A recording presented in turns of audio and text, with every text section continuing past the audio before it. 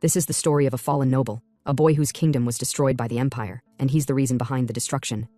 Of course a woman is involved. He leaked his family's secret to her, and she ended up betraying him, but he got the opportunity to return back to the past and rewrite his wrong. So brethren, always stay wary of women, never break rule number 5.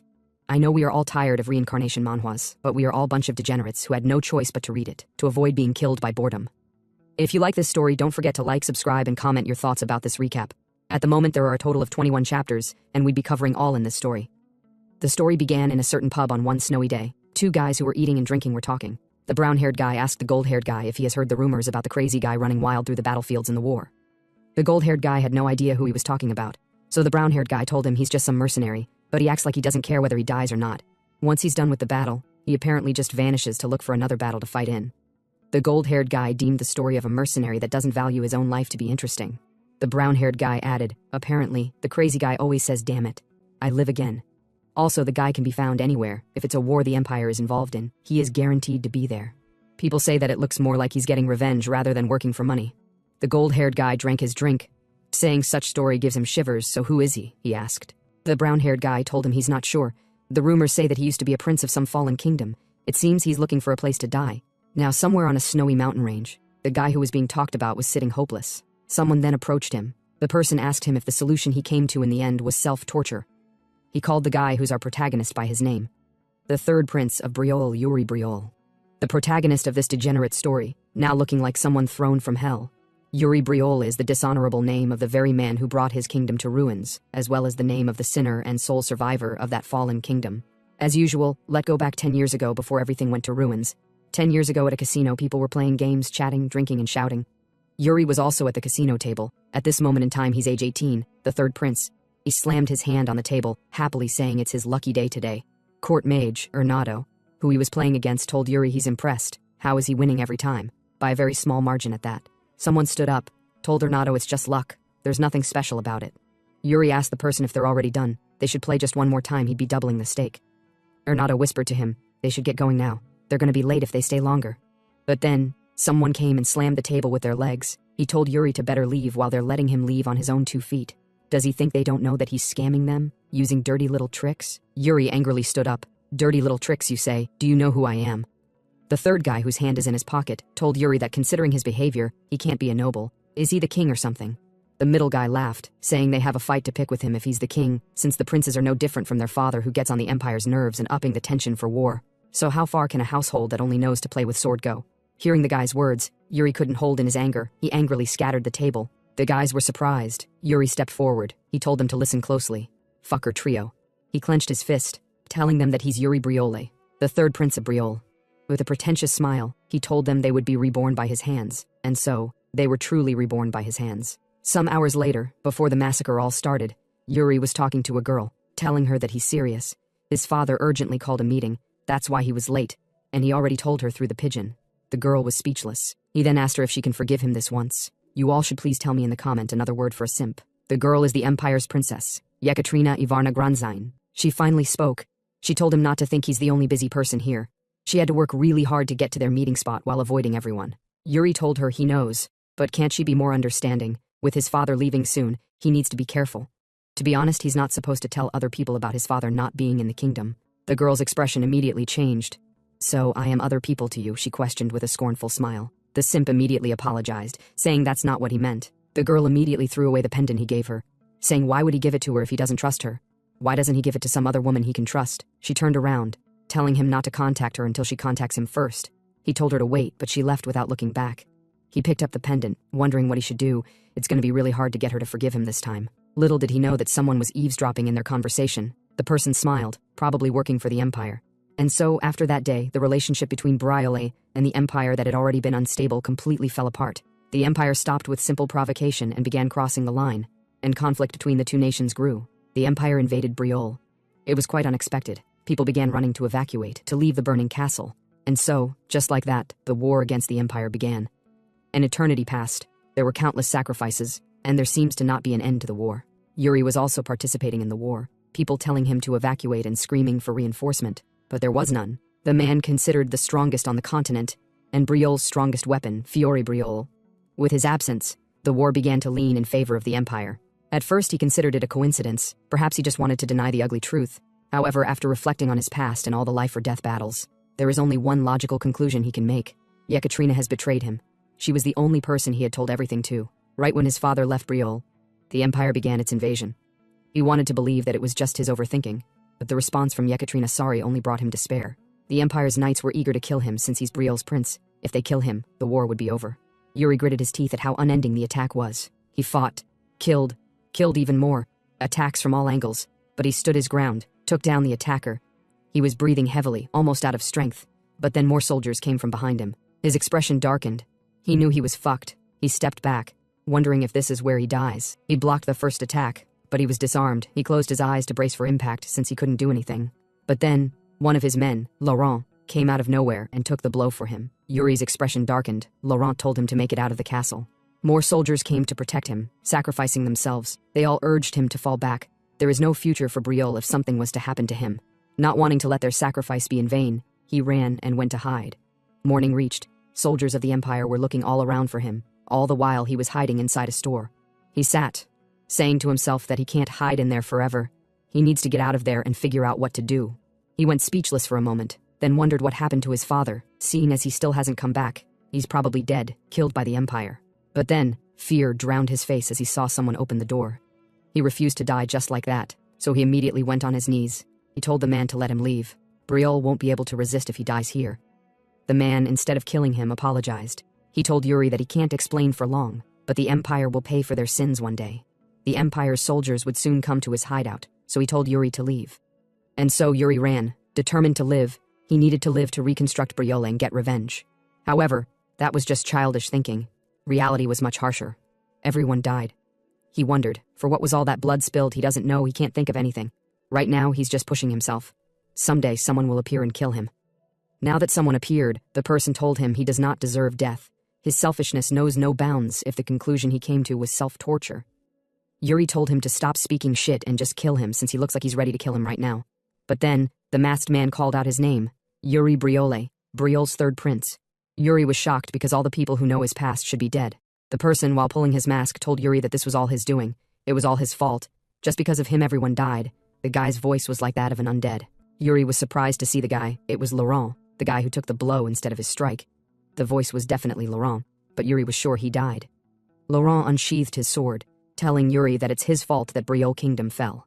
It's his fault that the Flandret household's generational honor and oath, as well as his honor and faith, fell in just a moment. He then charged out to take down Yuri. Yuri was surprised to see the man who should be dead, in front of him as a ghost, to accuse him of his sins. And so, the sword was piercing into his chest. Now breathing his last, Yuri's pendant glowed. He thought he'd feel better when dying, but the damn guilt he feels is crushing him even in his dying moments. But then, he heard a voice. Briol's successors do not abandon their honor no matter what. And so he opened his eyes. As Yuri opened his eyes, he heard a voice beside him. The person told him he can't believe he stayed asleep for 3 days, so the person asked if he's all right. Yuri was surprised to see his father. He wondered how his father's here, since his father is dead. He took a pause, his expression darkened, then asked his father if he also ended up in hell. After all, well, he kinda deserved it, but he can't believe he's here too. His father had no idea what he was talking about. He held his father's hand, told him with a teary voice that it makes sense since he's someone who always preached about honor. He sure lived a decadent life. But then, his father hit his head, told him what kind of nonsense he's talking about. With his head swollen, Yuri told his father in a little loud tone that he still can't forget that hitting habit of his even in hell. He should repent. It's not too late. He immediately took a pause as he saw a flower floating in front of him. He was surprised at the beautiful scenery in front of him. He couldn't see the people he was expecting. He thought, if this was hell, there should be sinners, hellfire, and demons who would mock and torment him. He took a pause, realizing that the place is his house. He then fainted again. His brother and dad were all worried. Now he went back in time, when he was 13 years old. At first, Yuri thought it might have been a dream, or some kind of long déjà vu, but no matter how much he tried, he didn't wake up, nor did the world end. Instead, long-forgotten memories and events began repeating exactly as they did. So he had to accept it. He had returned to the past, back to the spring of the year when he turned 13. He had been given one more chance. While he was sleeping, his maid opened the window. She told him to please wake up. He asked her to wake him up. It's time for his sword training. Yuri immediately stood up. He told his maid Ina to hurry and prepare his clothes, but he needed to wash up first. She told him to calm down. They should start with washing his face. She'll help, so he should please sit. Yuri recalled the past. She died, body lifeless on the ground. His expression darkened. He then told Ina to slap him. She should give him a clean slap across the face. Ina was surprised by the request. She asked if he's telling her to commit treason. He confidently told her it's not treason if he ordered it. She asked if he's sure. He said yes. He never goes back on his words. And so, she landed a dirty slap. Now, Yuri was at the training ground, training with his face swollen. He forgot Ina was strong. Yuri looked around, but no one person offers him ointment. Even Bernard, the sword instructor, doesn't say a thing about his cheek. He doesn't even correct his stance, he just makes him spar. Yuri wondered, when did Bernard start teaching swordsmanship with only sparring? He recalled the day it all started. Bernard told his father that although Yuri was born with blessed talent, he wastes it. If only he would just be a bit more diligent, he could be Briol's greatest blessing. Yuri overheard their conversation. Because he was uncooperative with training, they ended up only sparring ever since. After overhearing their conversation, instead of training harder, he only got lazier. Now, he told Bernard with confidence, starting today, he should teach him properly, since he would be giving it his all from now on. Bernard was speechless, then told Yuri that he doesn't know what's gotten into him, but he understands. He activated his aura, telling Yuri that from this moment forth, they will begin their real training. He then charged out to strike at Yuri, the force evident. Though Yuri blocked it, the force from the impact pushed him back. Yuri grinned slightly. He forgot that Bernard was once called the Sword Demon before he came to Briol. And so, minutes later, Yuri was on the ground breathing heavily. Now he had experienced the real training from Bernard. If he didn't have any experience as a mercenary, he would have just been beaten one-sidedly. He raised his hand up as if he was trying to grab the sky, even though the spar is tiring, but he knows he'll definitely improve quickly if the spar continues. Not bad at all. Bernard was surprised that Yuri was able to block all his attacks. He wondered when did Yuri improve so much. But then, Ina came rushing in, telling Yuri that his father is looking for him. Yuri asked why. She told him Count Johannes brought his son. Yuri's face immediately darkened, since Johannes's son is the one who betrayed the kingdom and opened the gates to the empire in his previous life, Got Barkvar. With an angry tone, he asked Ina where is the bastard right now. Sometime later, Yuri was having dinner with his father, brother, and Count Johannes with his son. Count Johannes commented, saying that the third prince has changed so much, his physique looks far better as well. The family head commented, it seems like his son has eaten something wrong. Count Johannes laughed, told the family head, if that's the case, then he should please share what he's eating with his son. The family head told Johannes his son is quite smart. Johannes humbled, saying his son's still lacking in many ways. His son, Got Barkvar, was looking at Yuri's brother as he eats majestically. But then Yuri's disgust to him was obvious, which sent shivers down his spine. Got looked down, kinda intimidated. Yuri's brother whispered to Yuri. He asked him if something happened between him and Got. Yuri whispered back, yeah, that bastard stabbed him in the back. His brother smirked. Is that really true? And he's just going to leave him alone? Him, the great Yuri Briol. Yuri didn't say anything, but his anger was obvious. He was angry that Got keeps pretending to be all dignified while looking all around. He hasn't changed one bit. Got could no longer ignore Yuri's glare, so he angrily looked back at Yuri. Yuri murmured, there's no way he would have changed, so he'd have to fix that temper of his. It's all for Got's own good. The last life mustn't repeat itself. Looking back, Yuri said to himself that he fought Got around the same time in his previous life, and it was pretty one-sided. Though it was a petty squabble, but he wonders if that grudge had been the reason he betrayed the kingdom. Now, at a certain corner, Yuri gave Got a wooden sword. He told Got that he had heard he was decent with a sword. Got replied, he has some skills, but why does he ask so suddenly? Yuri called out to him, telling him that the kingdom has no place for narrow-minded knights. Got was surprised he was called narrow-minded. What's more, he's not even an official knight yet. Yuri asked Got with vigor if he's someone destined to become a knight who will serve the kingdom. Got timidly replied, it's technically true. Yuri immediately took an offensive stance, telling Got this is a duel. Got never expected a sudden attack, but he blocked either way. He told Yuri that it's cowardly for him to ambush, but Yuri didn't answer him. Rather, he used his leg and poured sand into Got's eye. Got, while cleaning his eyes, told Yuri that he beseeched him to uphold the knight's core. Still, Yuri ignored him. He threw away his sword, then went for a direct confrontation and sent Got flying with one strike, landed straight to the ground. Yuri picked up Got's weapon, pointed it at him. He told Got that his father is a great count and a respected knight. Why does he think such a title and position would exist? What does he think it's for? But Got couldn't reply. Yuri clearly understands the hunger to survive, but in this life in Briolol, he refused to allow a single knight with such weak conviction to serve under him, and that includes himself. He then stretched his hand to Got. He asked him if the question is too difficult to answer. Got replied yes. He's not sure what he meant. Yuri was speechless. He then told Got he'd ask him again, why is his father a count, and who gave him that power? In whatever situation he may find himself, he should strive to understand its essence, so Got should reflect deeply upon his words. Got replied yes, your highness. Sometime later, Got left the scene. Yuri's brother, who was at the scene all along, told Yuri that he wasn't half bad. It seems like he's actually good at fighting. Yuri told him, is that a problem, or does he think he'd lose? His senior brother non-hesitantly replied yes. Yuri was speechless. He dusted his body. What do you even think of me, he questioned. His brother told him it's obvious. He's the kingdom's biggest troublemaker and gambler. Yuri, who couldn't refute that fact, told his brother he's not going to live like that anymore, so he should stop messing around as well. His brother was surprised and speechless. He asked Yuri if something came loose in his brother. Yuri let out a calm laughter. Noon reached. In the training ground, Yuri was breathing heavily with a sword in his hand, barely holding on. He lied down on the ground, trying to catch his breath. Bernard told him he did an excellent work, so they'll stop here for today. Bernard called out to Yuri and told him it's about time he started learning a mana method. Yuri was surprised he'd be learning it so soon. He asked Bernard if he's going to teach him his master cultivation method. Bernard replied no, his method is not suitable for someone of his caliber. He should learn the Bryol method. Yuri asked why. It's a fine method. The energy flow is balanced, and its efficiency is excellent.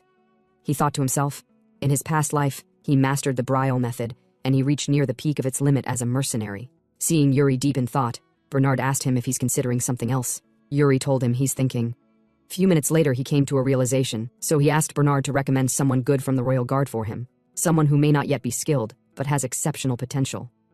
He asked Bernard for that request because there was one more technique that he couldn't even attempt in his previous life. Bernard thought about it for a moment. He then told Yuri that if it's potential, Jared stands out the most. Yuri knew the guy Jared. He met him near the end of the war in his past life. His skills were mediocre. He was so pathetic it was surprising he even survived that long. That means he must have had incredible natural talent, but he didn't sharpen his grit, so when the war came, both of them had become rusty swords by then. At that time, Jared angrily told Yuri that it's frustrating. If he could turn back time, he'd train like hell. Yuri stood up, dusted his body, then decided to go meet Jared, his potential knight. It's time to knock some sense into him. Sometime later, the door to the indoor training ground opened. The knight noticed Yuri came in. Your Highness, what brings you here? He questioned. Yuri waved at him. He told the knight he wanted to see if they're doing well. The knight laughed, told him everyone's working hard. They can't compare to him, though. Yuri looked at them training. True, all of them seemed pretty on fire. He then asked for Jared's location. The knight was surprised he was asking for the rookie. He then showed him where Jared was. Yuri sighed. He finally understood what Bernard was saying. He said to himself that it's important to improve one's skill in training. But Jared is just doing what's barely enough in training. He mumbled, saying so this is how Jared became a rusty sword. He then asked the knight, Sir Rosso. He should prepare a wooden sword. He also wants to practice sparring. Rosso told him, okay, who will he spar with? Yuri told him he'd be sparring with the slacker over there. Sometime later, Jared and Yuri stood opposite each other, sword in hand. People shouted at the rookie to do his best. Rosso told him he should stay on his toes. Jared was already used to their taunting. Yuri told Sir Jared, saying he heard he has got great potential as a knight, so he should please show him what kind of knight he is. Jared replied, okay. Now then, Yuri told him he hopes he doesn't disappoint him, then charged out to attack. Jared saw the incoming attack, then parried it off with a strike. People were complimenting Jared, saying as expected of him, his movements are sharp and precise. They all told Yuri to hang in there, he's doing surprisingly well. But Gerald realized something was off. As he exchanged multiple blows with Yuri, he realized the distance is too consistent. Yuri is sinking his pace to match his. Their swords clashed again. Isn't this boring? Yuri questioned. Telling Jared this is basically a performance, so now they should go at it for real. Yuri then increased the intensity of his attack, but Jared blocked it, though he was having a difficult time. Yuri was surprised he blocked it, as expected. His reflexes are like that of a beast. Minutes passed, they continued exchanging blows. Jared gritted his teeth, worriedly as he blocked the attack, said to himself that he was trying to take it easy. But now he'd have to take things a bit further. He then increased the intensity of his strike. Yuri now was having difficulties blocking the strike. Yuri said to himself that he knew it wouldn't work, even in his past life's memories. Jared is still a seasoned knight. Though he didn't expect to win, he still wanted to land at least one hit. So he swiftly parried off Jared's sword, which surprised Jared. He then went in for a swift direct strike, hitting Jared on his waist. Yuri smiled happily. This is it. The other knights were surprised. They couldn't believe Yuri's attack just now really worked, so they all told Yuri that was amazing. Now back to the fight, Yuri asked Jared, hope he's not holding back. Jared told him not at all. Jared deemed the situation to be strange, he's clearly pressing Yuri. But why does it feel like he's the one being cornered? Yuri then launched a strike at him, but Jared dodged it. Yuri laughed, that was so close. Seeing this, Jared found the situation to be getting annoying, so he activated his mana. Seeing this, Rosso and other knights worriedly shouted out to him, asking if he has lost his mind. He's using a mana method right now, against the third prince at that, so they told him to snap out of it. Jared didn't listen, then launched a strike at Yuri, but Yuri dodged it, with only some part of his hair cutting and a little scratch on his forehead. Yuri stood surprised. Jared came back to his senses. Everyone worriedly went to check for Yuri's safety. But Yuri told them he's fine, this is what sparring is like. He then tied his hair and told Jared to pick up his sword again. It was just about to start getting fun, so there's no reason to stop now. Yuri immediately went to an attack. They began exchanging a second round of blows. As Yuri's strikes intensified, Jared realized that the prince is different from him. He's pushing himself to the limit. And even beyond that, he's driving himself even further. At that moment, Jared feels like his blood was boiling. He had never felt like that before, even when he fought against an opponent stronger than him. Yet the young prince in front of him is making something surge from within him. Yuri swung his sword at him, which he dodged. Damn, he murmured, then used his mana-imbued sword to strike at Yuri, but Yuri blocked it. The force from the strike cracked his weapon, then broke it. Yuri exhaled, then with a smile, he told Jared it's over. Jared was speechless. Yuri then stretched out his hand to him, telling him that he learned quite a lot from him. Jared also shook his hands, told Yuri not at all, he did a great job. Jared was surprised. Yuri showed a fighting spirit and obsession he had never experienced before. He wondered how could such a young prince be able to do that. Yuri had no idea what Jared was thinking, so he asked Jared what he is doing. Jared came back to his senses. He asked Yuri what he said again. Yuri asked him what is he standing there for. He made the prince bleed. Is he just gonna stand there? Jared immediately apologized, then ran off to do or get something, not like I know. Yuri immediately fell to the ground. He exhaled deeply, surprised to see the knights cheering him on. At the same time, Rosso was surprised to see the captain of Briol's royal guard, Saint. He asked Saint when did he get here. Saint told him just now. Saint took a pause, looking at Yuri lying on the ground. A few days later, while Jared was walking through a passage, he was surprised to hear a voice, and it was that of the third prince. Yuri asked him if he's done with his shift. Yuri then told him to come with him, there's somewhere they need to go to. But Gerald worriedly told him he have a training schedule. Seeing Gerald's behavior, Yuri told him it seems like he have fixed up his mentality. But that's all thanks to him, so he told Jared he should repay him the favor. Jared couldn't argue, replied understood. Yuri was impressed. Jared has got some strength in his body now. Though it's still not enough, but for now, it should be sufficient. By the way, Jared asked Yuri where they headed. Yuri told him to keep quiet and just follow him. Jared told him it would be a bad idea if he's planning to do something dangerous. But Yuri smiled, told Jared not to worry. He's bringing one more person with him. Jared asked who that person was. Yuri didn't reply at first. He then shouted out to someone. Ernado, Briol's court mage. Ernado shyly asked what's the matter. Yuri told him he needs to go somewhere so he should assist him. Ernado told him though he'd love to accompany him, but he has someplace to be right now. But then, Yuri told him he'd pay off his gambling debt. Ernado was shocked by what Yuri said, so he immediately asked Yuri if he's serious. Yuri replied yes, he can pay off the debt that he owed him last time. Yuri told him to believe him. Asked Ernado if he has ever seen him lie before. Ernado told him he lied outside the gambling den. Yuri immediately told him he guesses not, but Ernado told him what he meant is that he has never seen him outside the gambling den. Yuri couldn't argue. He wondered if he's that bad. Anyway, he turned around, told him that he promises to repay his debt, so he should follow him. If that's the case, Ernado brought out a contract and told Yuri to sign it. Yuri immediately went frozen, seeing that he never expected the title of Briol's third prince to only be worth that much. He slammed his head worriedly, then told Jared that he should guarantee it. He should be the witness of his words. Jared replied understood. Not like he can do anything. Ernado happily told Yuri they should get going then. By the way, he asked Yuri where are they going for him to take a knight and a mage no less. Yuri told them he's going to the Sword Mountains. From now on, they're heading to loot the Ancestors' dungeon. As they pass through the dim corridor, Hernando mutters that he'd never imagined there was a secret passage running straight beneath the royal palace. Jared glances back and asks what exactly lies at the end of this cave. Yuri casually shrugs and says it leads straight into Sword Mountain. That stuns the knight, who blurts out if it's that infamous one from the legends. Pausing, Yuri nods slowly and confirms it's the very same. He drifts into a quiet memory, remembering how everything spiraled during his previous life after the founder's hidden inheritance was exposed, right after the Empire crushed Briol. He recalls the chaos, the running, and catching a glimpse of a newspaper announcing the discovery of a dungeon inside Sword Mountain. On the other hand, back in his last life, Yuri only ever used that tunnel to make a clean getaway, and thanks to that, the so-called legacy got snatched right up by the Empire's crusty old fingers.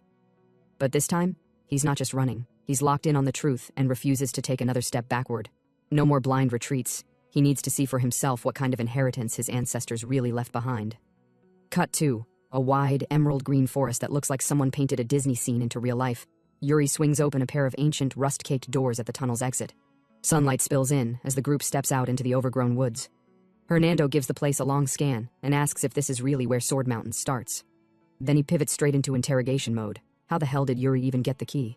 Yuri, recalling that just like last time, the key had been chilling in his study all along, unnoticed and useless, shrugs it off. He doesn't bother telling the whole sob story. Instead, he snaps back and tells the mage to quit acting like a nosy ant and keep it moving. Right then, he yelps, low and sharp, as a thorn stabs into his hand. Yuri growls a warning. These leaves are basically nature's razor blades. So unless Hernando wants a new haircut, he better behave and follow quietly. As they push deeper into the woods, the mage leans toward Jared and jokes that maybe the prince smacked his head recently, considering how he's been acting all weird. And honestly, the knight can't disagree. But before either of them can keep dragging the topic, Yuri's voice cracks from up ahead, loud, impatient, and fully annoyed. He tells the two slugs to quit crawling and get a move on. Yeah, bossy streak's still intact. Suddenly, Yuri's pace changes. He freezes, then silently throws up a hand to signal them to stop. No sound, no movement. His eyes lock onto something up ahead, and that something is a whole squad of direwolves lounging like it's snack o'clock. He whispers that they live in packs, which means there's likely more nearby. Jared, stunned, stares at him like, wait, you know that? And Yuri shrugs. He read it in a book. Hernando almost collapses on the spot at the mental image of Yuri voluntarily reading anything. Still, Yuri says the wolves haven't noticed them yet. If they move quietly, they can slip right by. Easy, right? Wrong. Because Hernando, in the most cursed timing possible, steps on literally the only twig in the entire forest. The snap is deafening. Everyone flinches. Hernando laughs nervously and throws out a half-whispered apology, sweating like mad. But it's too late.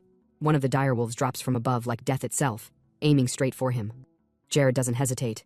He yells out Hernando's name and rushes in, sword flashing. One clean slice and the wolf's head hits the ground with a wet thud. Yuri gives him a nod of respect. Using mana for that strike was smart. Direwolf hide is practically armored. But that flashy attack doesn't go unnoticed. The pack's alpha, a unit of a wolf, locks eyes with Jared. It howls, loud and vicious, and just like that, the whole forest starts vibrating with the sound of approaching paws. They're surrounded. Jared tightens his grip, eyes hardening. He tells the others to stay close and channels mana again. He steps out front, and the wolves respond like it's feeding time. Drool snarls, the whole damn pack lunges. But Jared's ready. He doesn't flinch. He tears through them, blade slicing, eyes in full-on kill mode. Blood flies. Bodies fall. It's a blur. From behind, Hernando watches the carnage and actually compliments the knight's technique. Even Yuri agrees, though silently thinks Jared's still got a long climb ahead. The wolves aren't slowing down. Jared's movements start to lag. That's when Yuri elbows Hernando, telling him to quit standing around and show off those flashy battle mage tricks his old man brags about every royal dinner. The mage groans dramatically, but kicks into gear. He throws out a sarcastic line about the prince working him like a full-time mercenary, then summons a literal storm of fireballs, at least 100 of them, no joke. Jared, mid-swing, glances back and grumbles something about overkill, but that grumble dies as he spots one of those fireballs heading his way. He dives out just in time. The explosion behind him vaporizes the remaining wolves, turning trees into ash and the clearing into scorched earth. Hours pass. Exhausted, filthy, and sore, they finally reach the mountain's peak. Jared is panting like he just ran a marathon in armor, clearly done with life. He glares at the barren landscape and asks if they're even in the right place. Yuri's already ahead, eyes sharp, focused. He says yeah, he's sure, then starts rummaging around. Behind a chunk of rock, he spots it, something gleaming under the soil. His eyes go wide, no hesitation. He drops to his knees and starts digging. Jared yells at him to stop. Royalty shouldn't be shoveling dirt. He calls over Hernando, but the mage backs up like he saw a ghost. He says touching dirt would tarnish his precious title. Blasphemy for a mage. Eventually they haul it out. Yuri lifts the sword from the earth. It gleams. Ancient, yet pristine. There's a spark in his eyes like a kid unwrapping a secret. Hernando leans in and notes that it doesn't even look old, almost like someone just planted it there. Yuri squints at the base and sees a word carved into the blade. Guilty. Jared steps up beside him. Is this the legacy? Yuri's not sure. He keeps staring at the sword, trying to piece it together. Then, boom, the ground starts trembling. Everyone braces. Yuri grins. Guess this is how we find out. The mountain splits open beneath them. Jared lets out a scream so high-pitched it echoes like a banshee as the trio free-falls into the abyss. He keeps howling until they crash land, hard. He hits the dirt face first in front of some creepy-looking pathway. Yuri jolts awake, blinking hard, and instantly realizes he's sprawled on top of Jared, who clearly played human cushion on the way down. Embarrassed but efficient, Yuri scrambles off while Jared lets out a long, old man groan about his aching bones. The prince quickly puts two and two together. Jared reinforced his body with mana to protect them during the fall. Pretty solid move. He compliments him without being too soft about it. But it doesn't matter. The knight blacks out cold the very next second from sheer exhaustion. Moments later, Hernando comes floating down like he's Mary Poppins on paid time off. He lands with flair and casually notes that, yeah, this place is way deeper than expected. Yuri throws him a side-eye so sharp it could shave a direwolf, muttering that the mage clearly ditched the prince's safety, just to save his own fancy hide. Hernando, caught, fumbles for excuses with the grace of a bad stage actor trying to rewrite history. But before he can build a full defense case, a sudden rustle in the tunnel snaps him around. His goofy expression drops. Something is off. He whips back toward Yuri, urgently saying there's something seriously cursed creeping their way. Yuri, still salty, rolls his eyes like the guy's trying to change the subject again. But Hernando isn't backing down. He's yelling now, saying it's a freaking ghost. That finally cuts through. Yuri spins around mid-breath, heart thudding, and there it is. Not a ghost. Worse. A hulking armored figure steps out from the shadows, dragging a death aura behind it like a cloak. It looks like it crawled out from under the mountain, and possibly straight out of a nightmare. Cold and calculated, Yuri immediately identifies it as a death knight and locks eyes. No hesitation. He shouts for Jared to get up, but the guy is still halfway back in dreamland, moaning like a half-dead zombie. So Yuri does what Yuri does, a solid kick to the ribs. That does the trick. Jared snaps upright with a scream. The second he sees the incoming horror, the knight launches forward, dramatically planting himself in front of the prince like a shield. He roars that he'll handle the Death Knight solo, but Yuri doesn't exactly look thrilled. In fact, he looks kind of unimpressed. The Death Knight comes to a full halt just a few paces away. Yuri squints, brain clicking into overdrive. These things, he remembers, they were once real knights, reborn stronger, more twisted. But this one doesn't feel like it's on a rampage. So, naturally, Yuri does the dumbest smart thing and decides to walk up to it. Jared nearly chokes on his own breath. You serious right now? But Yuri stays calm. Says he knows these things. Says it wouldn't make sense for the Founder's own guardians to attack their bloodline, right? He meets the thing's hollow gaze and speaks his full name loud and clear. The Death Knight just stares. Still, unblinking, processing. Then he moves. And Yuri immediately regrets everything, because the Death Knight raises its sword. In a flash, it swings, and Yuri is frozen, too stunned to even duck. The blade crashes down, right next to his head, digging deep into the ground. His hair flutters. Hernando instantly collapses into despair mode. He's gone. He's bald, head loss syndrome. Yuri, still blinking, mutters for him to shut up. But the mage can't help but whine over the surprise trim. The skeleton finally opens his jaw. His voice is a low growl. He says Yuri reeks of the same arrogant energy as the last one. Yuri, still catching his breath, steps back and asks who this overpowered corpse even is. The Death Knight sheaths his blade slowly, then speaks again. Eric Briol. That stops the world. Jared's jaw drops. The Eric Briol? Hernando is already halfway to exploding with lore. The Giga Chad of history himself, the man who soloed the continent, the founder of Briol, first of his name, crowned king of legends. Yuri straightens up, a little stunned but also incredibly smug. He asks if he's the first descendant to make it this far. Eric Briol nods, confirming it. Only someone of royal blood could ever draw that sword. That seals it. Yuri brings the blade closer, inspecting it with newfound weight. Yeah, this really is the heirloom. The one passed down through his bloodline. Then the Death Knight casually drops a bomb. I've used that blade before. Yuri's expression deflates like a popped balloon. The vibe dies immediately. Cool, he mutters. Thanks for letting me borrow your stuff, I guess. The skeleton finally drops the spooky act and goes full royal tone. Speak honestly, he says. Why have you come here? Yuri tightens his grip on the blade. His eyes burn sharp. He declares his intent clearly. He wants it. All of it. The Founder's legacy. The Death Knight watches him closely, then turns toward the glowing crystal nestled deeper within the chamber. He raises a hand and solemnly announces that the moment has come. He will grant Yuri what he seeks, and as the prince follows behind, just a bit paler than before, he realizes he might be in deeper than he thought. Meanwhile, Jared is just standing there, zoned out, mentally miles away, trying to piece together all the ghost night afterlife nonsense he just witnessed. Somewhere deep inside, he realizes this royal guard gig? Not at all what the job description promised. Yuri throws a sharp glance back and yells his name, snapping him out of the trance. The knight blinks hard, like he just woke up from a fever dream, and stumbles forward, still looking like he's getting hit by ghost-flavored PTSD. Yuri squints at him like this man is spiraling, but says nothing and jogs ahead. Up front, the Death Knight steps toward the glowing crystal, moves like his knees are 2 centuries past retirement, and settles down into a dramatic pose right at its base. Power radiates off him in waves. The crystal flares bright, so bright that the entire squad is forced to shield their eyes. In a voice that sounds like fate itself speaking, the skeleton declares that he hopes the prince is actually worthy. Instantly, Yuri vanishes. Boom. He's dropped straight into a desolate, sandy wasteland with cracked earth stretching as far as the eye can see. He spins in place, completely thrown off, shouting to nobody as he tries to figure out where he's been dumped. Then, he spots someone, a figure walking toward him from the haze. For half a second, Yuri lets himself believe it might be the Founder. Nope. That hopeful thought dies a quick death as the shape gets closer. And it's very much not human. And very much charging him with a sword already raised. Yuri barely manages to block in time, bracing with a grunt. The force rattles his arm as he locks eyes on the strange figure and sees the blue orb embedded in its chest glowing like a reactor. The sword it holds, also glowing. Yuri stares, stunned. It's a mana sword. The translucent warrior taps the blue orb in its chest, as if to say, pay attention, and then lets the glow surge out through its clear body and into the weapon, lighting it up like a flare. Yuri stays on edge, blade still raised, but in his head the gears are spinning. He's not just watching an opponent anymore, he's witnessing the literal blueprint of how to wield mana. Then the figure gestures at him. Yuri's like, wait, are you seriously asking me to copy you, mid-battle? He steps back, scrubbing a hand down his face. Yup. Founder definitely lost his mind before croaking. He mumbles about how throwing an untrained guy straight into a duel just to teach him mana manipulation sounds exactly like something only a lunatic living a second life would do. Then pauses. Wait a minute. That lunatic might be me.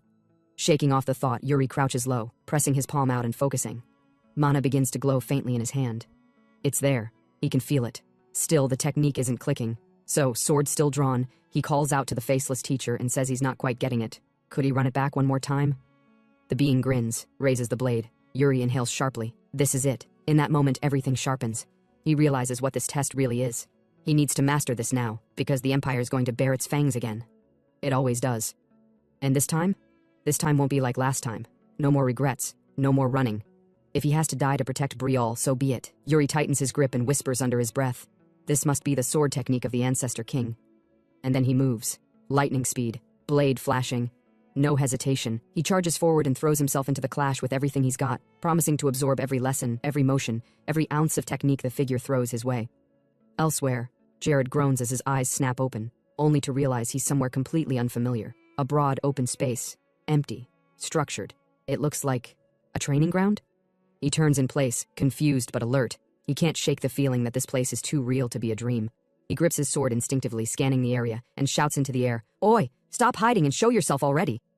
Footsteps. He spins, ready to throw hands, and freezes. Standing right in front of him is himself, a copy.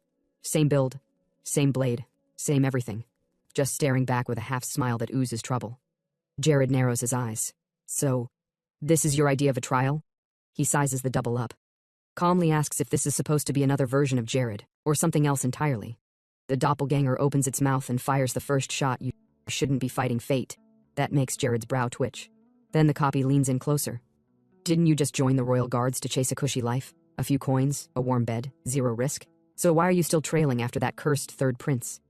The words hit heavy, but Jared says nothing yet. He listens, eyes sharp, breathing steady. The double smirks. The harder you push against fate, the harder it crushes you. Jared stares at the ground for a beat, then slowly looks down at his sword. Yeah. Maybe the old me would have agreed with all that. His mind flashes through memory after memory. Every spar, every insult, every chaotic mission with Yuri. And then, he grins. Big, defiant. He steps forward and laughs. Man, you sound bitter. That it? He lifts his blade. Here's a little truth. Once the blade swings, your only job is the next one. Obsess over the past, and you're already dead. The fake Jared narrows his eyes. The real one is ready, and the sparks are about to fly. The fake doesn't like that. Mana blade flares to life. The copy calls him arrogant and launches straight at him with a jab, but Jared blocks it without even blinking. Swords clash, steel sings, and Jared's already got the pattern. The copy's playing it safe, dumping everything into defense. No edge, no risk, no fun. Then the fake jumps, trying to mix it up. Too late. Jared reads it like a children's book and lands a clean hit that knocks the clone straight into the dirt. He exhales, not relaxing yet, and good thing too, because the body starts bubbling, melting, morphing. A moment later, the copy's gone, replaced by a giant goo monster that looks like it crawled out of a sewer boss fight. Jared tightens his grip and mutters that it's just another oversized noise machine. Still, part of him silently hopes Yuri is holding his own, wherever he is. Then he shifts stance, readies his sword. Time for round 2. Meanwhile, the battlefield around Yuri is wrecked. Craters, cracks, dust everywhere from all the mana-infused clashes. He's flat on his back in a hole, not moving. The transparent opponent stands over him like it's checking to see if he's really done. He doesn't react, doesn't even blink. The figure raises its sword high and slams it down. But just before it lands, Yuri moves. Mana floods through his arms as he shoves his sword upward in a last-ditch counter. The blast is wild. His sword ignites, and the impact kicks up a shockwave. The transparent fighter flips back midair and lands clean, still unreadable. Meanwhile, Yuri pants hard and finally gets a second to breathe. He has no idea how long this has been going. He knows that last move was reckless. A mess. But something about it, the swing, the weight, the way mana poured through his body, something about it started to click. He looks down at his sword. It's glowing, pulsing. And that's when it hits him. He just broke through. But before he can enjoy that feeling, his attention snaps forward. The transparent fighter is cracking. Its sword shatters, then its limbs. Then the whole thing starts falling apart layer by layer. Yuri sees it instantly. The guy's time is up. Dust starts floating. The figure raises a hand in a final silent wave. Gone, just like that. Yuri closes his eyes and thanks him, quietly, respectfully. Then his own body starts to fade too. When he opens his eyes again, it's with a groan and a blinking haze. Everything's still swirling, but he's back. The others are waking up too, looking just as wrecked. And watching from nearby is the Death Knight, looking smug as ever. Looks like everyone had themselves a nice little dream, he says, like he's not the reason for all the trauma. Yuri, still dizzy, asks what that was. The knight explains it was all part of the founder's contingency plan, something he left behind in case any future Brial descendant ever made it this far. Yuri remembers clearly how in his last life, Sword Mountain got flattened by the Empire. No one ever got close to this. So instead of dropping it, he asks if the founder used that mana method himself. Nope, didn't use it, but it was his final gift. A fusion of every technique he gathered across the world, mixed into one. And Yuri is the first to ever unlock it. That makes him pause. Then why not pass it down directly? The knight says the dungeon only opens when the timing is right, and now, it opened. That means the world's about to change. Yuri tries to ask what kind of timing he means, but the skeleton cuts him off, says that's not his call. It's on Yuri to figure that part out. The prince shifts his attention back to the sword. What's its name? Soul Severance. The name sits heavy in his mind. Before he can say anything else, the knight's aura sharpens. He tells Yuri to kneel. Not a suggestion. It's happening. Yuri drops without hesitation. The knight rests a hand on his head and begins reciting the vow, tells him never to fear his enemies. Yuri answers with a sharp yes. Then the knight tells him to stay true to what he believes and carry Briol's duty to the very end. Then, no warning, the hand grips harder and jerks his head back. Remember this well. Briol never discards its honor, even if the price is your life. And with that, the knight starts to fade too. Mission complete. His voice lingers with one final line. This is the oath of Briol. Yuri just watches the dust blow away, says nothing. Next morning. The maid kicks open the door like she owns the place and rips the curtains open. It's morning. Under the covers, Yuri groans like a dying man. She tells him not to even think about lying back down. If he sleeps again, he's not waking up for hours. He yawns, mumbles something about stopping by the Royal Archives last night. She raises a brow. Why? I was looking for a record. Turns out, he found something. While flipping through ancient family records, Yuri stumbled on a file saying the founder had a brother, someone who threw away his honor and vanished completely from history. Now he's staring at the sword again. He gets it. That brother, the Death Knight. And this blade, it was his. The maid reminds him to hurry up and get dressed. Apparently the king is waiting. Yuri's heart nearly jumps out of his chest. She says she's not sure why, but after Hernando's little meeting with the king, His Majesty asked for Yuri personally. Now he's sweating. Hard. He flashes back to Hernando's smug face telling him he was reporting everything. Yuri asked if that was really necessary, and Hernando, stone cold, just smirked. Yuri buries his face in his hands. It's all been reported. Later, inside the royal hall that could bankrupt a nation just by breathing, Yuri stands beneath a chandelier that probably costs more than his soul. I'm here, he says. The king is seated, rubbing his temples like this boy's been aging him in real time. He cuts to it. Says Hernando already spilled everything. Scolds him for sneaking off, and on top of that, for dragging home the founder's legacy like it's some souvenir. Yuri doesn't deny it, says it's true. The king rises slowly and asks again, did he really find that sword? Yuri nods. The king walks closer, voice heavy. Says everyone's been talking, that Yuri's changed. He starts rattling off names, people noticing. The final name? Hernando. He places a hand on his son's head and asks what happened. Yuri freezes, grips the sword tighter, doesn't speak. The king doesn't ease up. Asks again, if there's no reason, then why the hesitation? Yuri stammers out that it's not like that, but the king cuts in, hard. Then what's holding your tongue? Yuri blurts the truth before he can swallow it back. He's scared. Because His Majesty's been clenching his fist like he's about to swing since the conversation started. That catches the king off guard. He relaxes his hand, clears his throat, then says, spit it out already. So Yuri finally does. He says he had a dream. That's all it takes to put the king on alert. But Yuri keeps going. Says in the dream, he committed a sin, one he couldn't walk back. The king narrows his eyes and repeats the phrase slowly, like he's testing the words on his tongue. Father Briol wants the real answer. What was that unforgivable sin? And Yuri stares back, no flinching. Long pause. Then he says it. He failed to protect Briol. In the dream, the kingdom fell into chaos. War broke out. Civilians were wiped out without mercy. The prince tried to hold the line, stood his ground, and still lost everything. When it was all over, he ran, disgraced, alone. He died as a failure with nothing left but guilt and silence. His hand moves to his chest, and then he adds something that shifts the tone. When he woke up, the necklace his mother gave him was gone. That's when the fear hit. Maybe it wasn't just a dream. Maybe it was a warning, from her. That actually gets to the king a little. His expression slips, just barely. He asks what kind of force was responsible for all that destruction. And that's when Yuri freezes inside, because he knows the truth. It was the Empire. But saying that now? Way too soon. The window to delay that future still exists, even if it's barely cracked open. So he pivots, says it was a black army, no flags, no name, just something dark. The king breathes out slowly, then, to Yuri's surprise, actually smiles. Says it probably was just a nightmare. Maybe even a message from his mother. But either way, he's glad Yuri is finally stepping up. Yuri doesn't say anything, because he knows the truth. He's not trying to be noble.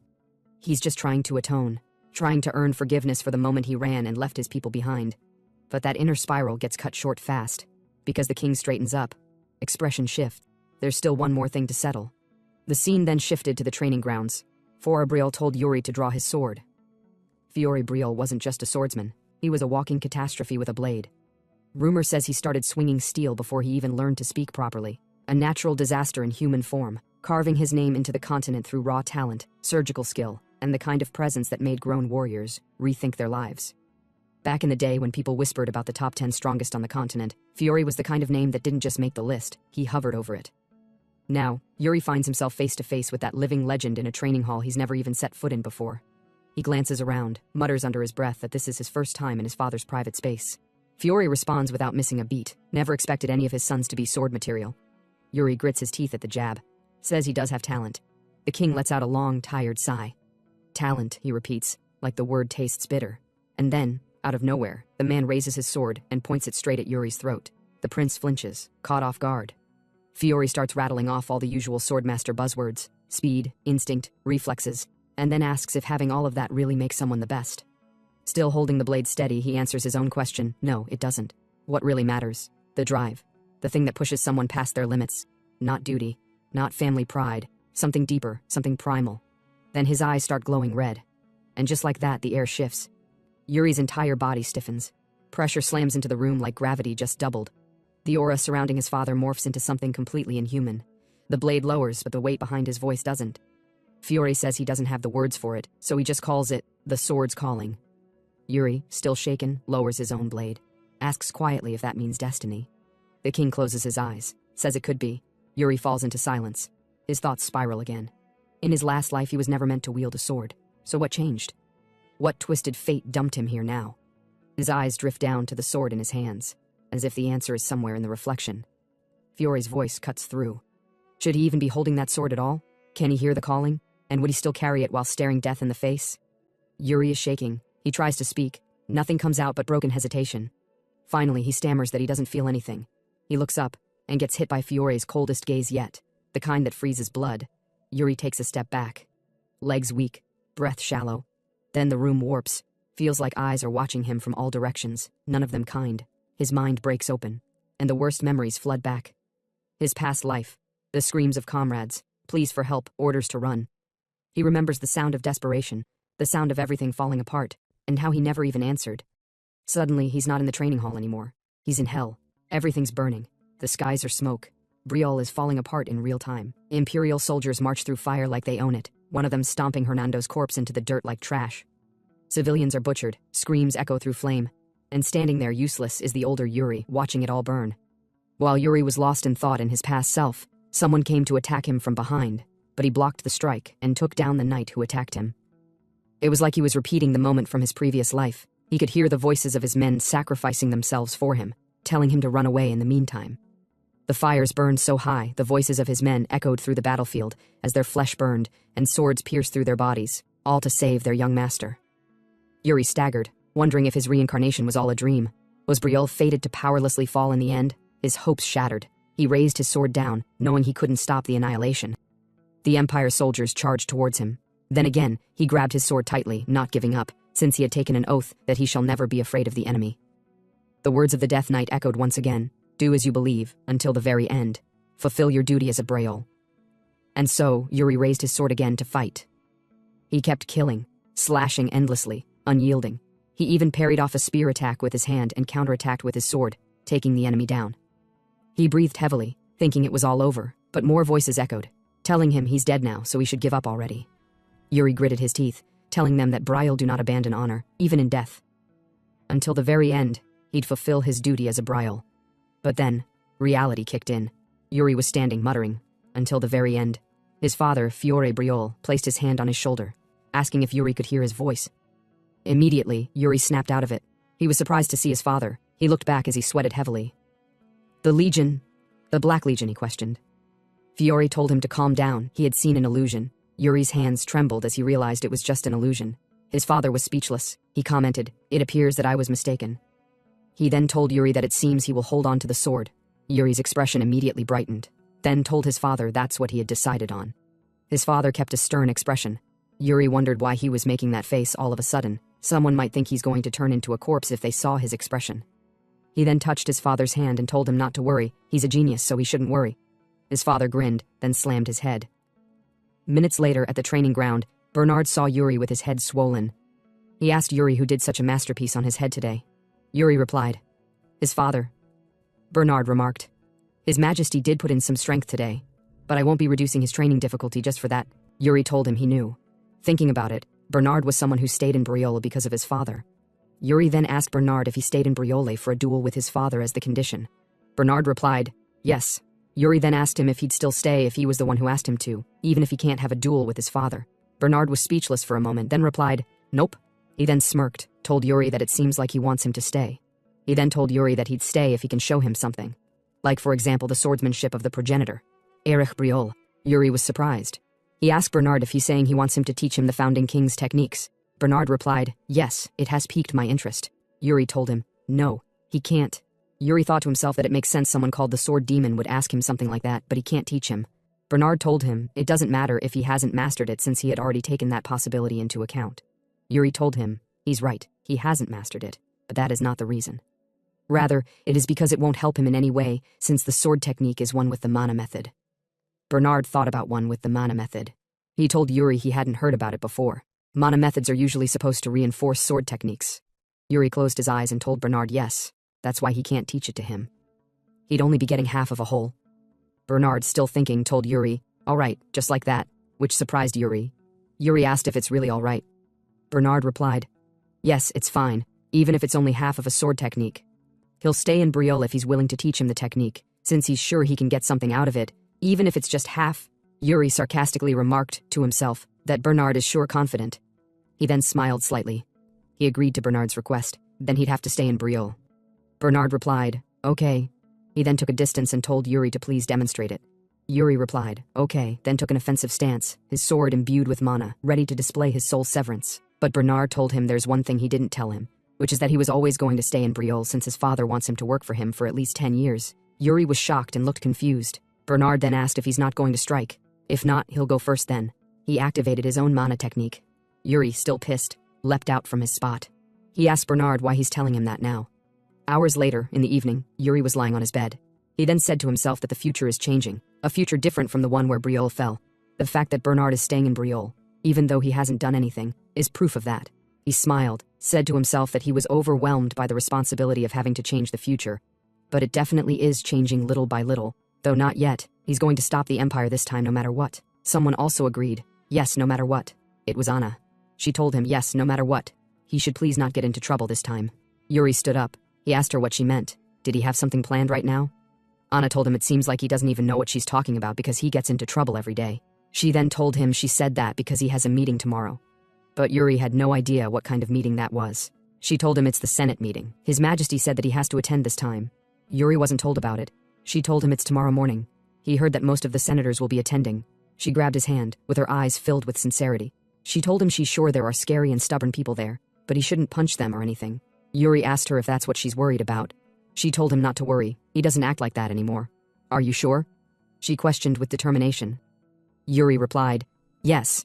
And so sometime later, in a building, men of notable reputation sat opposite each other at a table, Yuri among them. Someone angrily slammed the table saying, no. Yuri said to himself that Anna was right. The Duke of Ugis, Gernard Jatari, is disagreeing from the start. Jatari voiced his disagreement, saying it's not good for the prince to learn a mana method that has yet to be approved. Yuri looked at the others. Not just Jatari, the rest of them are also disagreeing. Though they're supposed to be discussing the management of the kingdom, it has instead become a place where the king's authority is challenged. Yuri now sees why his father didn't attend the meetings. Jatari expressed worriedly with his fat pig face that it would be much better to learn the Brielle method instead. Another countered, saying there's no way they can disapprove it since the founding king left it behind, but Jatari countered, how can he be certain that it was his? Then the green-haired man asked if he's doubting the prince right now. Jatari told him he's just saying they should be certain about things. They're just worried about the prince. Yuri intervened.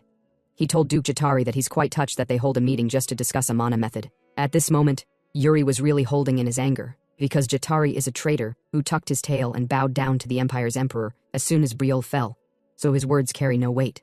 Jatari then asked Captain Sand what he thought. Sand, the captain of the royal guard, was speechless for a moment. He then told them he can't make any conclusions yet. Jatari asked why. Sande told him it's because mana methods have their own pros and cons. Additionally, how they will affect an individual varies. Jatari slammed the table slightly as he stood up. See, even the royal guard's captain is saying that it's uncertain, so it's too risky.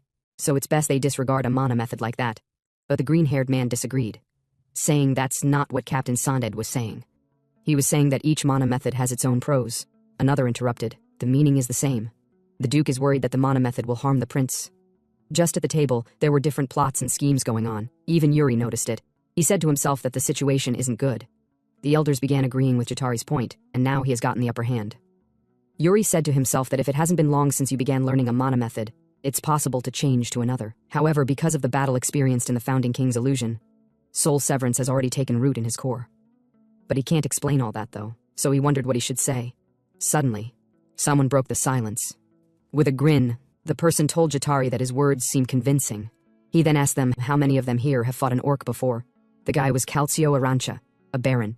Everyone was surprised by Calcio's intervention.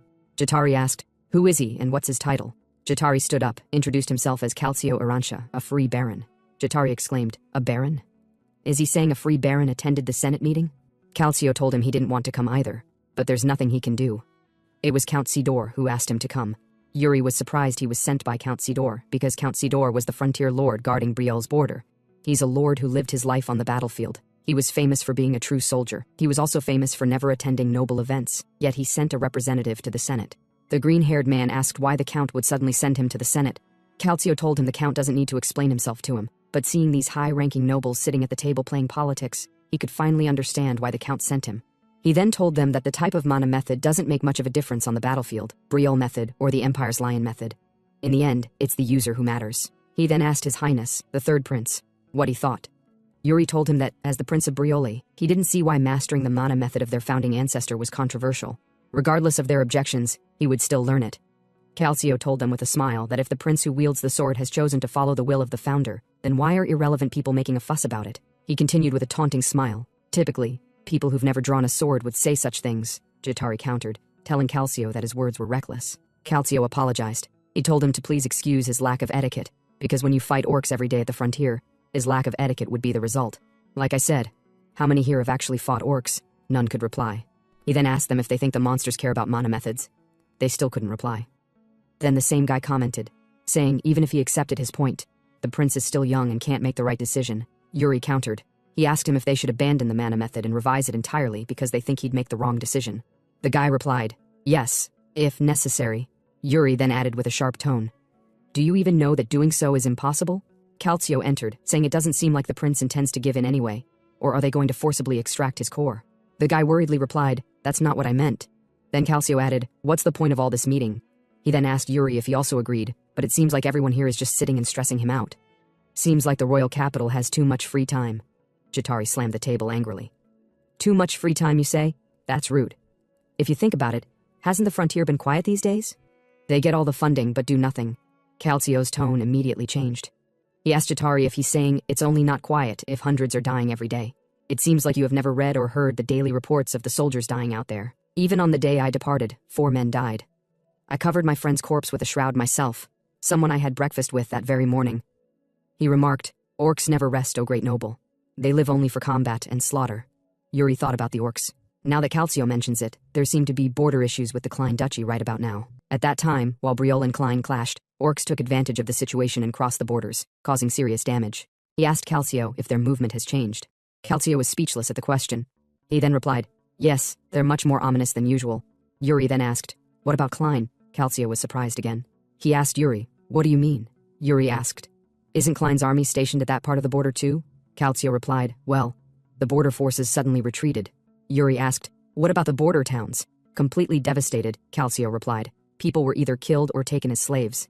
"It's horrifying," Yuri said to himself. "It seems like the timing overlapped. Was it a civil war?" Then he commented, "Or maybe the Duke's third son caused trouble again." Everyone was surprised and had no idea what he meant by the Duke. He coughed, acted like it's nothing serious. He stood up, saying he believed this is enough for today's meeting. Jatari tried stopping him, but Yuri told him that rather than wasting time debating his mana methods, they should be discussing more pressing matters, like Klein and the orc threat. So they should stop fussing over a teenage boy already. He then shut the door as he left the room. Hours later, in a certain building, Calcio told the Count all that happened, telling him about what the third prince did. He told him there are rumors that he's completely changed. The Count asked Calcio, "What do you think?" Calcio grinned. He recalled Yuri's expression, then said Yuri had a good look in his eyes. This piqued the Count's interest, who then told him Yuri is worth investigating. He told Calcio to look into the third prince. Calcio told him there still isn't much that has been revealed about him, so should he investigate further? The Count replied, "Yes, if necessary." Their conversation then ended. Calcio stood up and looked through the window, murmured to himself, "How peaceful. All while soldiers die at the border every day." But then, he saw someone in a cloak. He noticed it was the third prince. He was speechless. He was thinking about something that I don't know of. Minutes later, Ernado pulled off his cloak. He told Yuri that, just as he requested, he slipped out of the palace undetected. His heart was racing, though he used to run away from home a lot when he was young. Yuri asked him, "Is it something like running away 3 times a day?" Ernado replied, "Close enough. I was a delinquent teenager." He then whispered something to Yuri. Yuri sighed. "It's no big deal," he said, and told Ernado he can leave the palace whenever he wants. Ernado told him that if he comes out alone, it's just an outing. But going out with him would seem like he's rebelling. "So what now?" he asked. "Are we going to do something bad?" Yuri told him no, and even if we were, it won't be while you're around. Ernado sighed and told Yuri that's a little disappointing. Anyway, he asked, "Where are we headed?" Yuri told him with a smile that they're headed to a casino, the biggest illegal one in the capital. Ernado was surprised. He asked Yuri why the change of mind. "Didn't you just say you won't do bad stuff?" Yuri told him, "I won't do anything bad. You should just take me there since I'm sure you know where it is." Ernado stopped and told Yuri that when he's blackout drunk, he ends up at the casino instead of him. Yuri shouted his name and told Ernado they should make one thing clear. "All I'm doing is for Briol." Ernado was moved by Yuri's words. He never expected Yuri to think things through and through. He then cheerfully told Yuri, "They should get going then. Tonight, they should shake the casino to its core." Yuri thought to himself. In his previous life among the people of Briol, there were few who caused quite a huge commotion. The big-shot moneylender who was also the leader of the underworld. A business titan who built the continent's most successful merchant guild. And lastly, an infamous legendary assassin who beheaded the underworld's leader, seized his position, and instilled fear throughout the streets of Briol. And the one who was killed by that assassin was the guy now in front of Yuri, the current top loan shark in the underworld, Goryo. Goryo came to Yuri with a pretentious smile. He told Yuri that it's an honor to have such esteemed guests visit his establishment. Yuri, smiling, told Goryo that it seems he knows who he is, or so he presumes. Goryo replied, "Of course.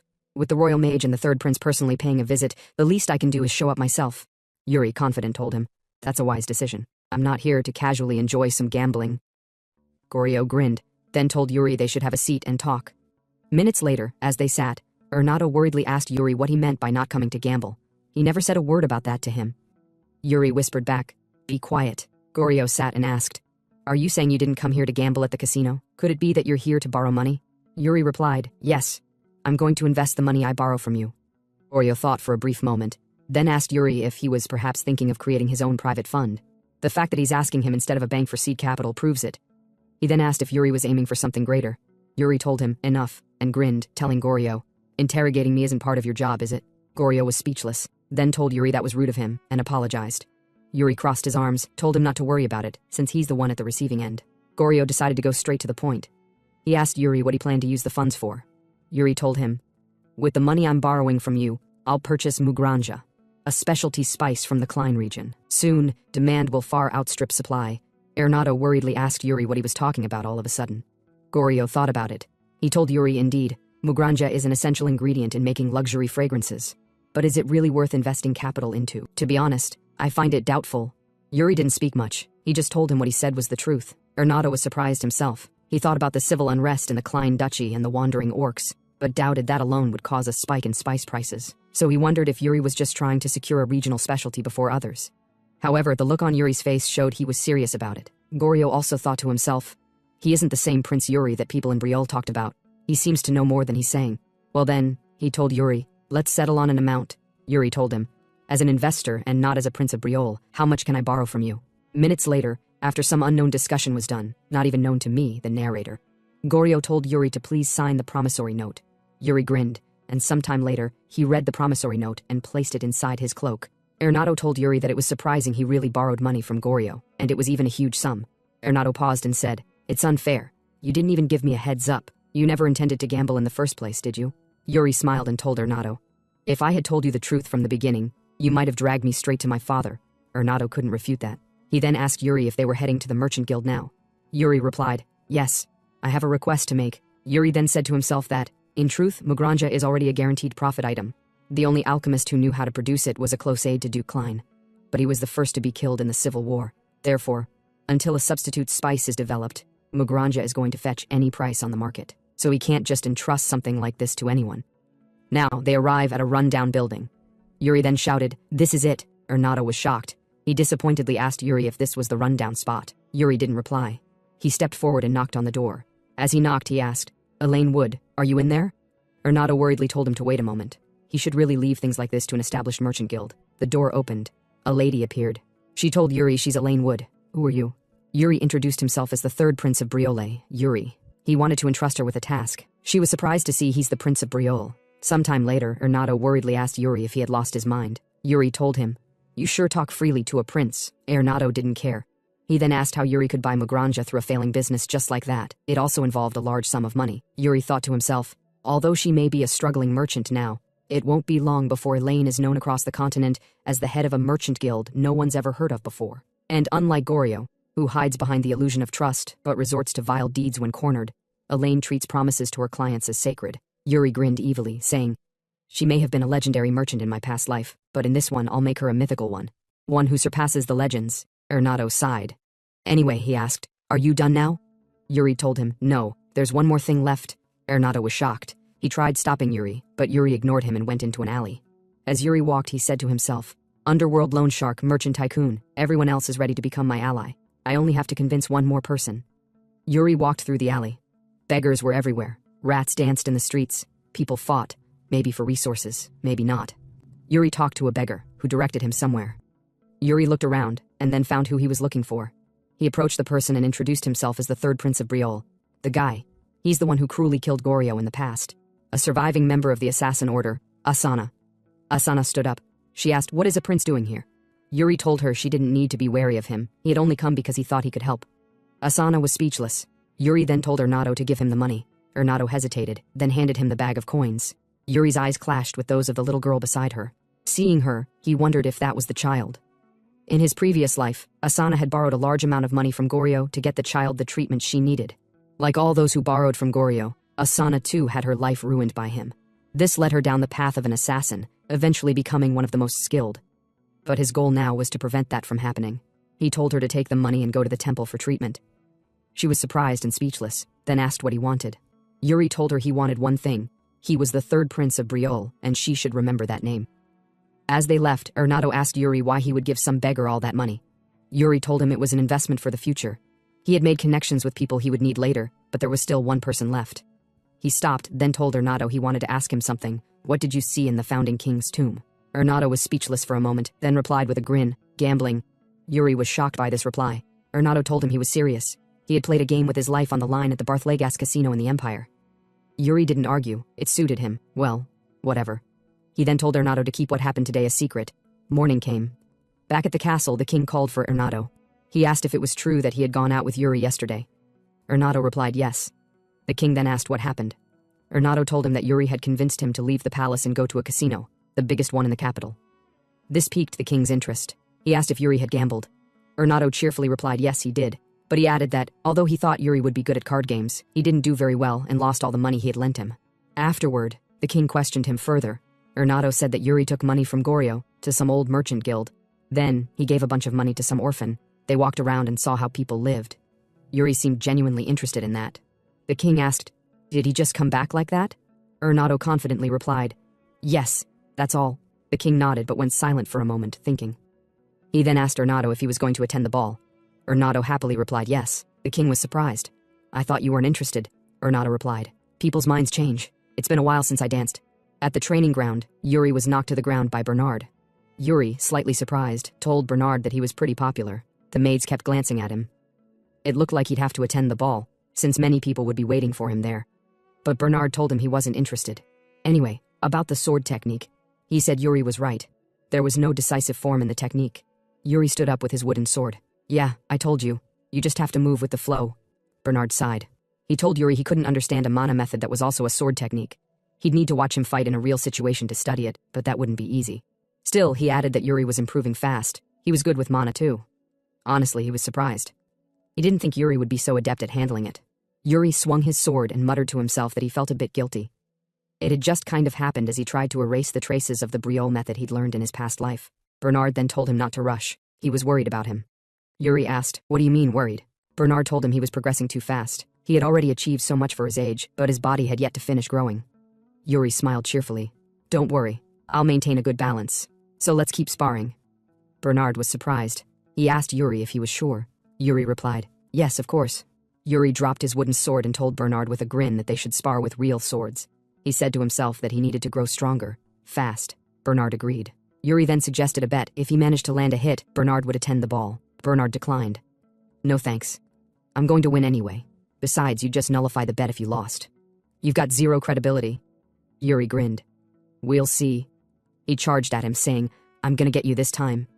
But Yuri didn't. A few days later, on the day of the ball, inside a carriage, the Empire's second prince, George Ivarna Granazane, told Yekaterina the princess that she hadn't taken her eyes off the window. Yekaterina, the witch, finally spoke.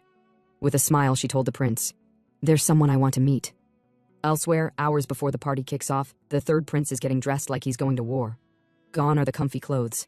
In their place, layers of stitched royalty and fashion misery. He hates it. Too flashy, too stiff, too not him. Ina straightens his outfit like she's done this 1,000 times, and mentions he used to love this kind of look. Rich kid energy, back when he still acted the part. Just as she turns to leave, he hits her with an unexpected request. "Wanna dance?" She stares at him like he just grew a second head. Suspicious. She's convinced he's trying to step on her foot or trip her as payback for something. He promises, no funny business, just a little practice. Tonight they're dance partners, nothing more. He leads. She follows. Somewhere between the swaying and the moonlight peeking through the window, Ina's heart does a thing. She tries to keep it together but ends up bragging about her dancing skills just to play it cool. He jokes right back. Wants to know who she's been dancing with. She claims she's popular, then jabs at his height. Says she's never danced with someone this short before. It's fine, won't be a problem much longer. They keep dancing. She steps on his foot a few times. He doesn't complain. Inside the ballroom, the mood is immaculate.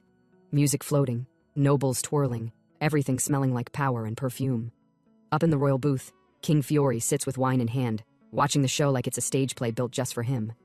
Down near the food table, the three princes are doing what nobles do best, talking and laughing with a calculated amount of grace. Yuri, though, is multitasking.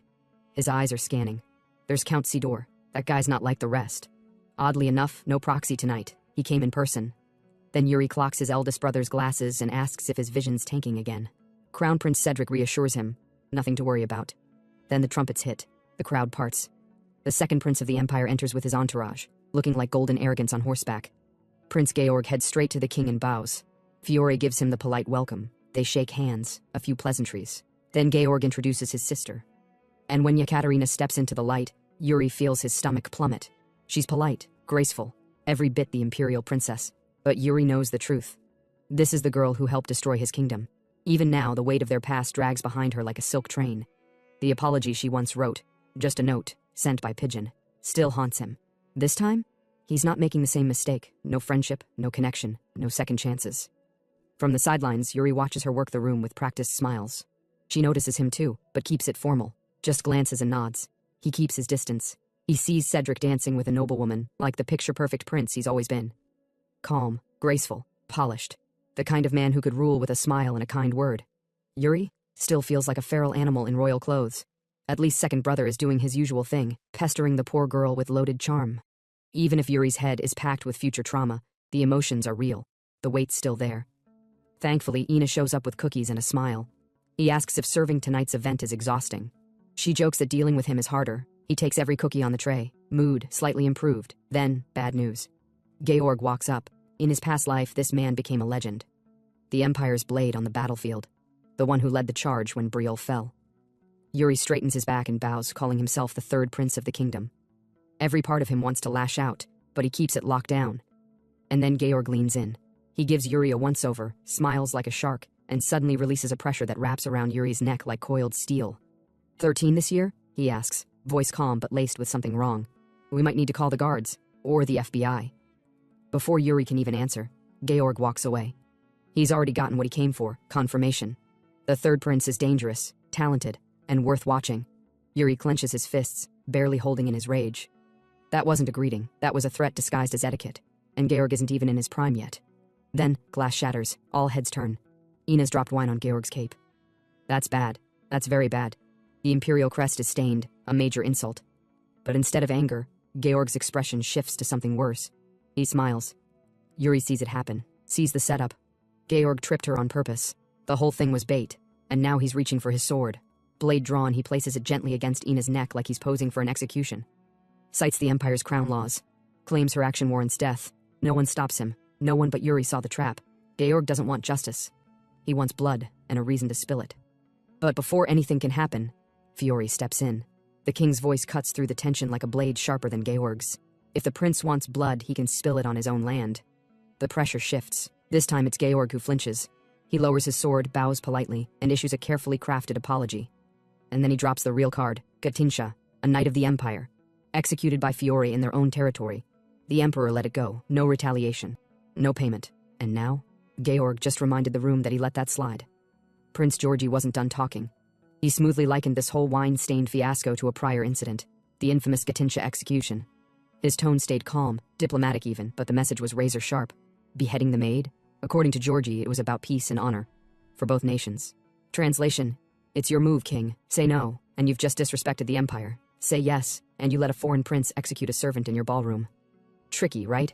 Yuri understood the stakes instantly. This wasn't just about one life, it was about honor, the old kind, the kind his family was built on. Brielle's code didn't bend for feelings or politics. A Brielle doesn't run from disgrace. Not in life, not in death. The oath comes first. So before Georgi could lift that sword and turn this into a horror show, Yuri stepped in. Loud, calm, collected. He walked to the center of the room and declared that Ina was under his protection, his maid, his responsibility. Her crime was his, and since he was also royalty, he formally requested the punishment be reevaluated. Internally, though, Yuri felt like this was karma biting back at full force. He wasn't choosing this. The game had already started. He was just doing what he had to do. And what he proposed next was bold. A dual trial. A duel instead of a public execution. The entire hall went dead quiet. Georgi blinked once, then laughed. It wasn't mocking. It was amused. Sincerely entertained. The second prince now had a name to remember. Yuri. The boy just made it stick.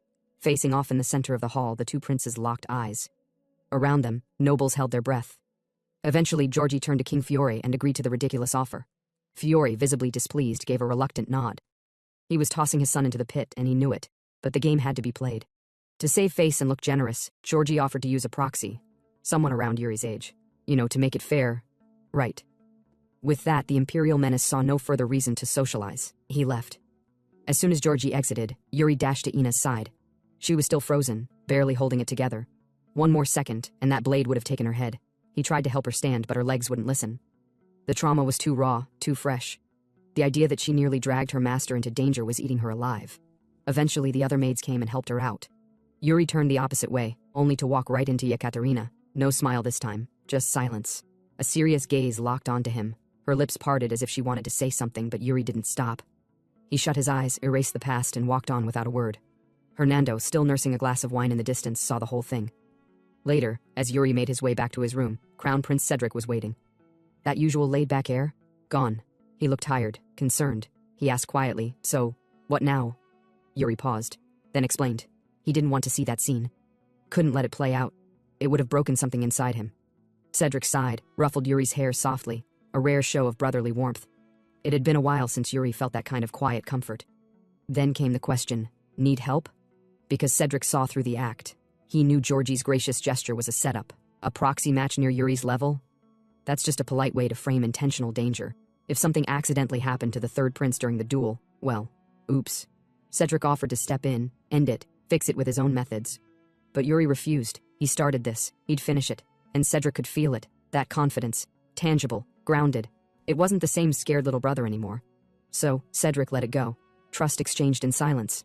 Yuri had always admired Cedric. Truly. If Brielle hadn't fallen, there's no doubt in his mind. Cedric would have been a great king. And this time, Yuri wants to see that happen. But for that, he's got to make sure there's even a future to protect. Didn't take Prince Georgi long to pick a fair opponent. A red-headed hotshot from the Imperial Knight Corps. Young, polished, dangerous. The kid strutted into the arena while nobles lounged in their seats, wine in hand, whispering bets behind fans. Hernando, meanwhile, just looked bored. Captain Sand, not so much. The guy was sweating bullets. Even from afar, he could tell. This Imperial Knight's sword aura was way too refined for someone that young. He's seen talents, but this one? This kid was trained to kill. Meanwhile, Yuri? Stretching, yawning, looking like he was about to take a nap instead of fight for his life. Hernando chuckled like he was watching a child play in the dirt. Dude couldn't be less worried. Why? Because Hernando isn't just a court mage. He's the Grand Wizard, the only mage on the continent to ever unlock origin magic, the ability to peer into fate itself. He'd gone up against Yuri once in a stupid gambling match back in their degenerate phase. And back then, Hernando lost. Which was insane, because origin magic lets him read fate. He can literally see luck, flow, momentum, outcomes, every tiny ripple of probability. But when he looked at Yuri, nothing, blank, empty, static. When he pushed harder, all he saw was an illusion. A mountain of swords, a battered boy with black hair and eyes like burning obsidian, cutting through armies like a man possessed. And then collapsing, in absolute despair. He chalked it up to a weird glitch back then, a hiccup in his magic. Now, he knows better. Yuri has no destiny. He's a walking anomaly, a glitch in the system. And right now, that anomaly's about to put on a show. The Imperial Knight was still warming up, slashing the air with practiced grace, while Yuri stood there, visibly irritated. Georgie asked both if they were ready. They nodded. With the king's gaze boring into them from above, the signal dropped, and Yuri moved first. Like a bullet. The knight blinked, and suddenly saw a vision of himself, right there in the arena, losing half his upper body in a single swing. His instincts screamed. He blocked just in time. Blades clashed, echoing through the court like thunder. The pace was insane. Every move from Yuri was fluid, offense becoming defense, defense melting into lethal strikes. His sword didn't stop moving. And as the duel raged, a smirk started curling on his lips. Meanwhile, the Empire's knight now had a gash on his cheek. A shallow cut but a loud message. "You're bleeding first." The king turned to Hernando and asked him, what does he think the outcome of the fight will be? The Grand Wizard, still smiling. "I can't see a thing," he said, practically giddy. King Fiore remembered the day Hernando arrived in Brielle, claiming that fate had guided him here. "Has that fate ended?" he asked. Hernando answered with no hesitation, "Not yet." The king relaxed. It's a relief, having a monster like that mage still by his side. But as Hernando turned his eyes back to the stage, he asked the king something bold. "In your eyes, who's stronger right now?" Fiore didn't hesitate. The Empire's knight. That was the logical answer, and Hernando agreed, at least on paper, but something else tugged at him. He came to this kingdom thinking fate had pulled him toward the strongest swordsman alive. Maybe it had. But now, watching Yuri move, watching him bend the rules of power and fate, he's starting to suspect. The heavens didn't send him to watch a king. They sent him to witness a change. Back on the battlefield, the Imperial Knight finally had enough. He charged, going all in. Yuri's aura spiked. Fiore, watching closely, knew exactly what that meant. The prince was done playing around. His blade was now drenched in mana, ancestral mana. The king's own legacy breathed through it. The Imperial Knight could feel it. The pressure, the chill of death crawling up his spine. Yuri's sword danced like water, slipping past every guard, every step. Then, blade glinting under the lights, right at the knight's neck. The heat of the mana was searing his skin. The edge of the blade kissed his throat. And the knight was shocked. He said inwardly that he will die at this rate. The crowd was still buzzing. But for those who understood what almost happened, their breath caught in their throats. The ones hit the hardest? The royals seated high in the Empire's viewing deck. Their golden knight had just been humiliated by a kid. King Fiore, on the other hand, hadn't blinked once. He had followed every movement in that exchange, each flick, parry, and feint, like a man reading an open book. But Hernando? He just let out a long sigh with that sly, knowing smile of his. The prince had twisted his sword at the last possible second. It wasn't hesitation. It wasn't mercy. It was control. With inches left to claim the boy's head, Yuri had pulled back. When the Imperial Knight staggered and surrendered, cheers exploded from every direction. But Hernando's eyes weren't on the crowd. They were locked on that black-haired boy standing in the center of it all. A boy who, just moments ago, rewrote fate in front of his eyes. For years, Hernando had been chasing heavenly signs, following whispers of stars, shadows, and destiny. But this was the first time in his life the signs stopped speaking. Yuri Briol, the only man Hernando had ever met whose fate was a void. No strings, no threads, just choices. Watching that stringless boy walk off the stage, head held high, Hernando finally understood. This kid is a transcender, a defier of the cosmos, and now, he couldn't wait to see what kind of storm Yuri would unleash upon the world. 5 years passed, and the kingdom of Briol had been blessed with peace. But chaos? Chaos was sprinting through the castle right now, wearing a maid's uniform and panicking like it was her last day on Earth. Her name? Newbie, a fresh recruit, bright-eyed, barely trained, and currently very lost. She was supposed to report to the West Wing kitchen. Instead, she'd run into the East Wing, the royal residence. Terrified, she tiptoed through the empty halls, hoping no one would catch her trespassing. But luck wasn't on her side today. A deep voice suddenly echoed behind her. "What are you doing here?" the voice asked. She turned, black hair, eyes like midnight iron, posture stiff as a blade. He looked nothing like the king or the smiling crown prince. In fact, he looked dangerous. It was one of them, one of the princes. Newbie panicked. Her legs froze, her brain stopped. The man scowled. "What, you gonna ignore me now? Is this how new maids treat royalty?" As he matched all the description, the maid concluded that the guy must be the second prince. She then blurted it out that she has to avoid him at all cost.